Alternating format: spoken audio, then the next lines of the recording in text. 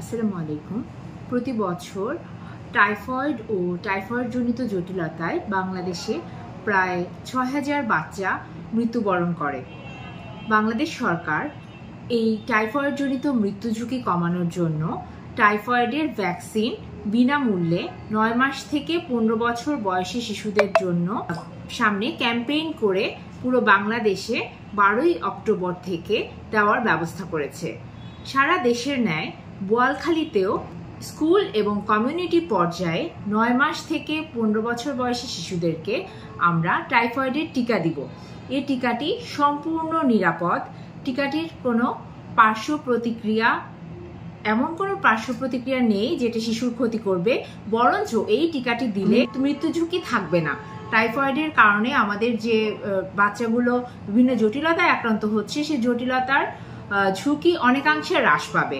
এর টিকাটি সম্পূর্ণরূপে হালাল এবং এই টিকাটি দেওয়ার জন্য আমরা স্বাস্থ্য অধিদপ্তরের পক্ষ থেকে উদ্বুদ্ধ করছি জনগণকে, আপনার বাচ্চার যদি ৯ মাস থেকে ১৫ বছর বয়সী হয়, ওই বাচ্চাকে অবশ্যই স্বাস্থ্য সহকারীর মাধ্যমে স্কুলে অথবা কমিউনিটিতে ১২ই অক্টোবর থেকে শুরু হওয়া টাইফয়েড ক্যাম্পেইনে টিকা দেওয়ার ব্যবস্থা করবেন। এবং এর জন্য ইতোমধ্যে www.vaxepi.gov.bd এই অ্যাড্রেসে গিয়ে বাচ্চার রেজিস্ট্রেশন করা যাচ্ছে।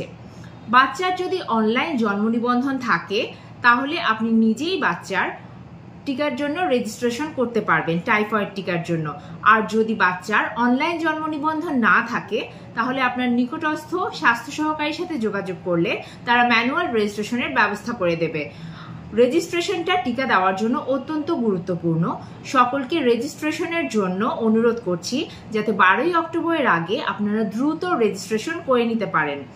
১২ই অক্টোবর থেকে শুরু হওয়া টাইফয়েড টিকা ক্যাম্পেইনে আপনার শিশুকে চেষ্টা করবেন টিকাটি দেওয়ায় নিতে।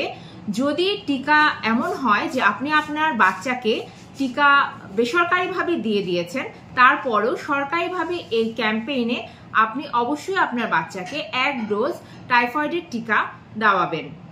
এই টাইফয়েডের টিকাটি আপনার বাচ্চার মৃত্যু ঝুঁকি হ্রাস করবে এবং বাচ্চাকে সুস্থ থাকতে সহায়তা করবে। আমরা বোয়ালখালী উপজেলা স্বাস্থ্য বিভাগের পক্ষ থেকে আপনাদের সার্বিক স্বাস্থ্য সহযোগিতার জন্য আছি।